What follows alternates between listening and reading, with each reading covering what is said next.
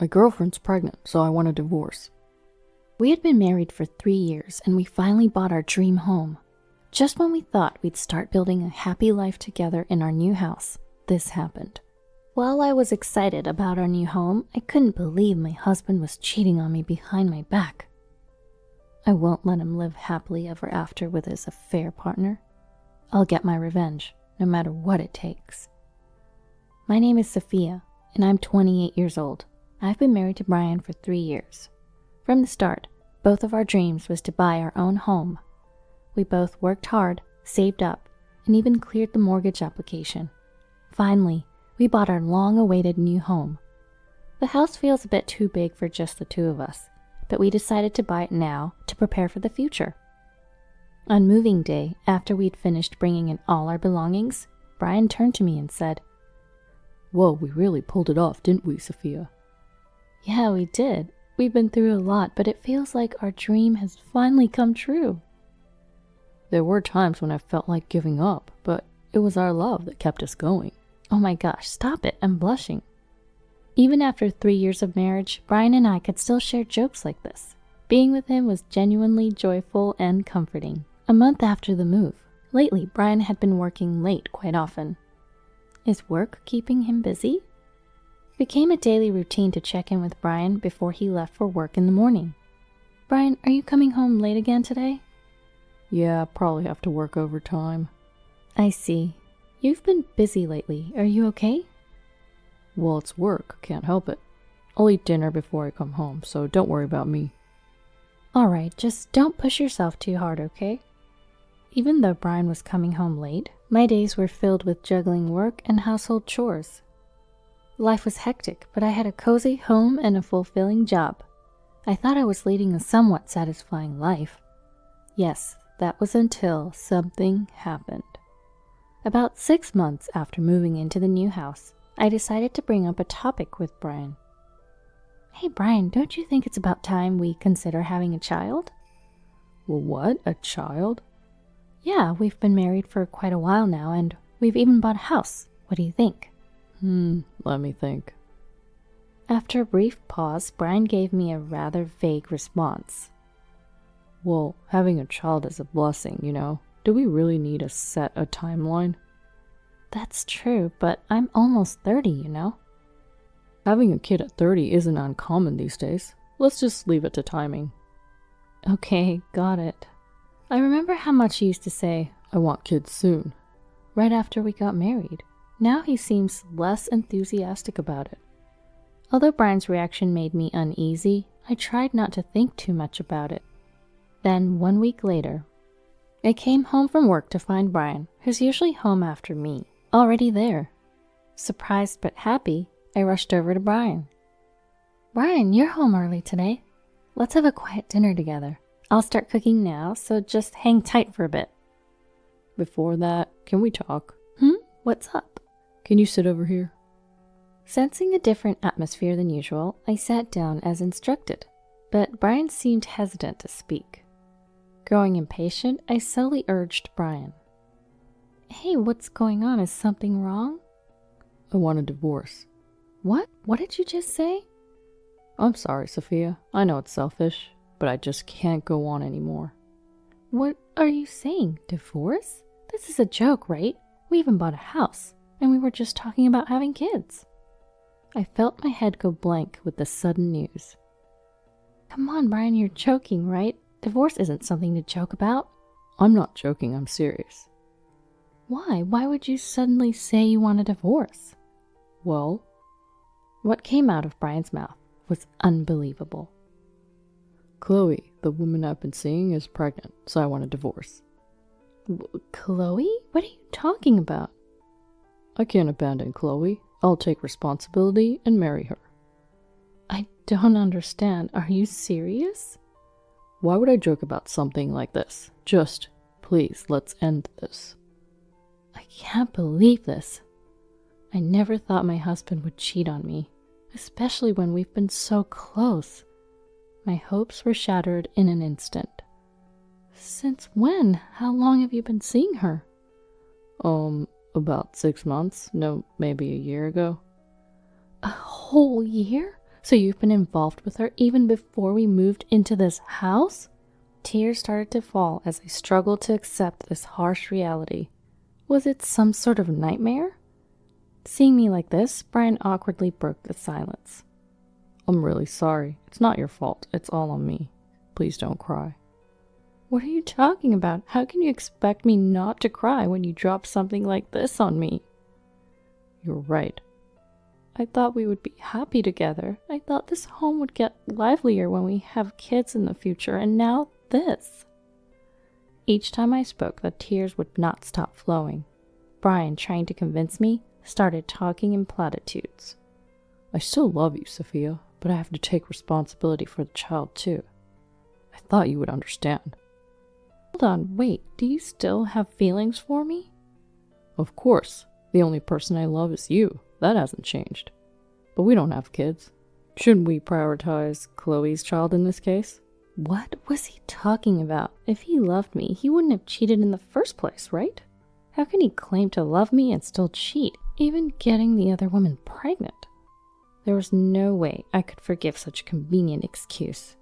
At that moment, a surge of anger, unlike anything I'd ever felt before, welled up inside me. Staying late at work, going in on days off. He was meeting Chloe during those times, wasn't he? Thinking back, there were signs of cheating from the beginning. I just assumed he was busy with work.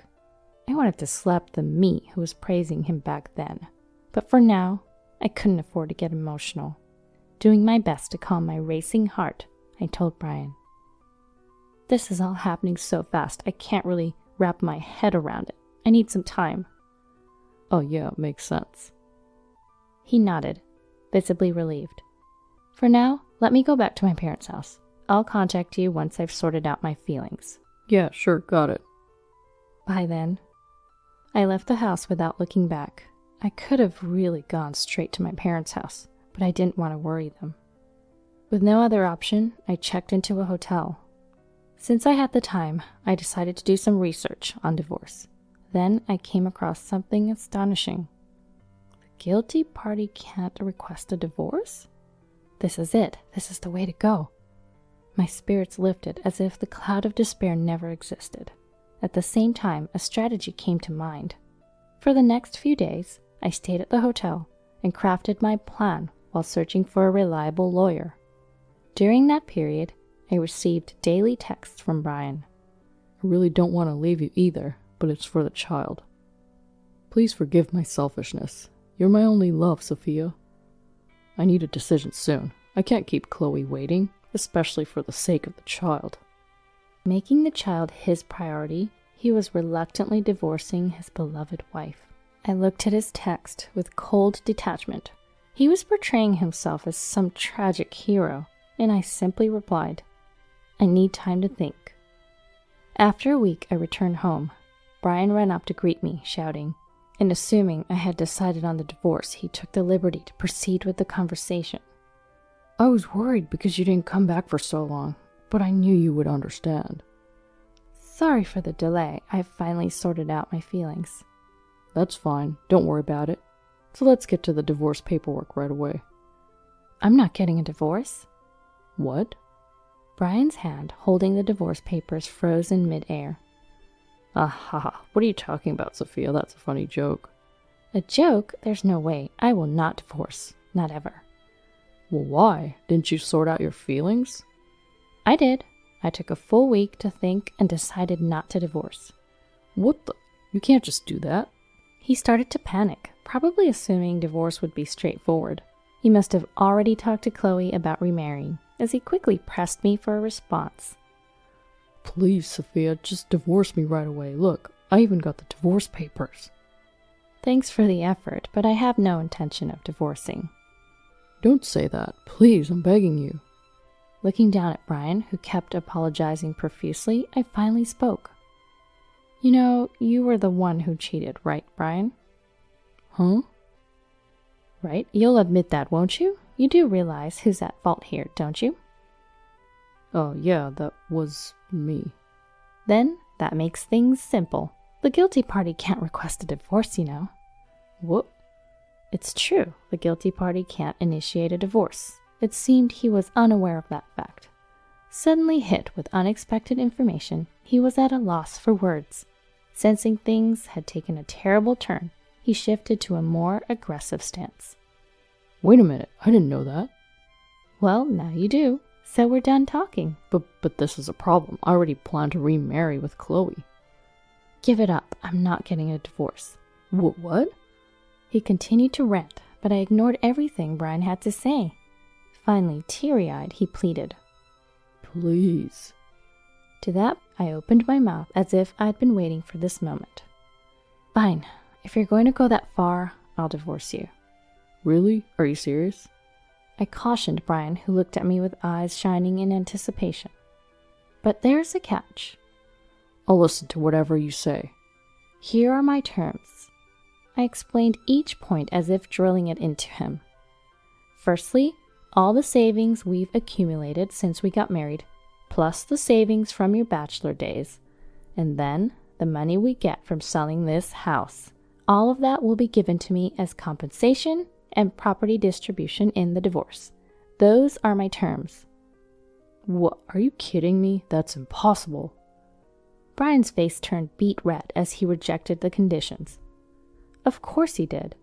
If Brian were to agree to these terms, he'd find himself not just broke, but shouldering a 30-year mortgage on a brand new house all by himself.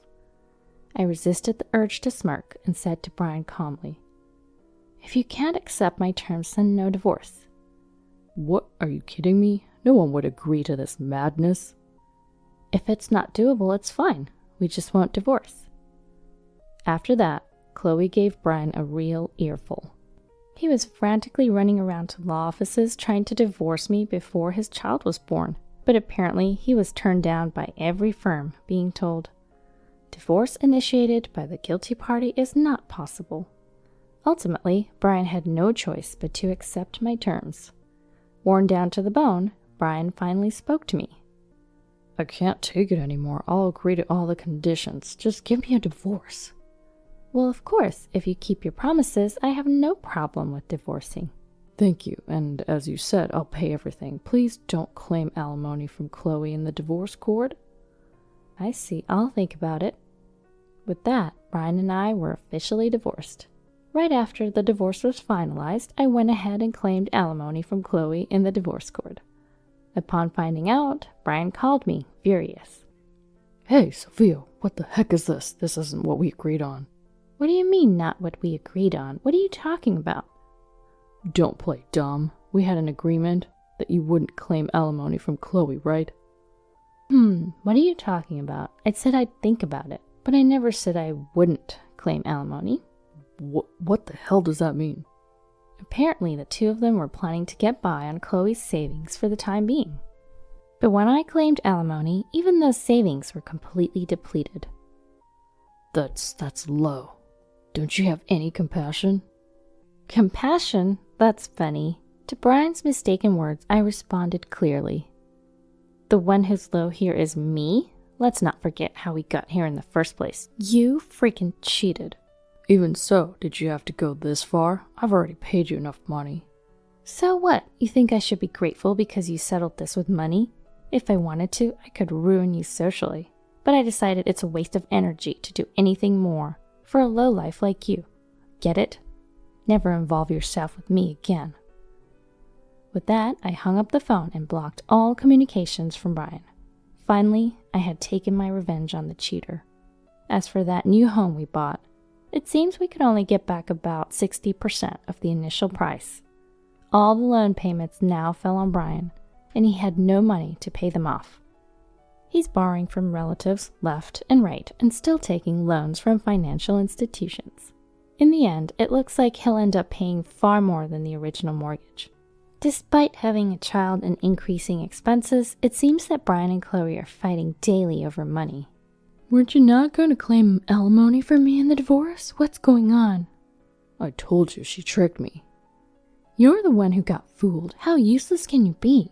We're going to have more expenses now with this baby. What are you going to do?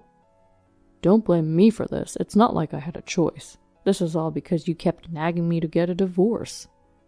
What? Are you saying this is my fault? You should have just pulled off a smooth divorce without getting caught. Like that was possible. Be realistic. You're just too incompetent. Man, I should have never gotten a divorce in the first place. I'm the one that should be saying that. I shouldn't have had a child with a man like you.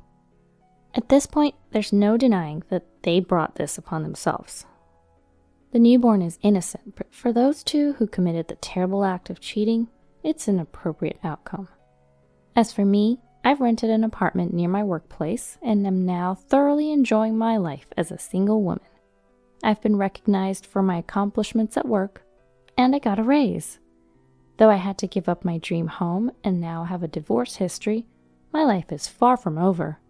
From here on out, I want to forget all about my past married life and live a fulfilling life.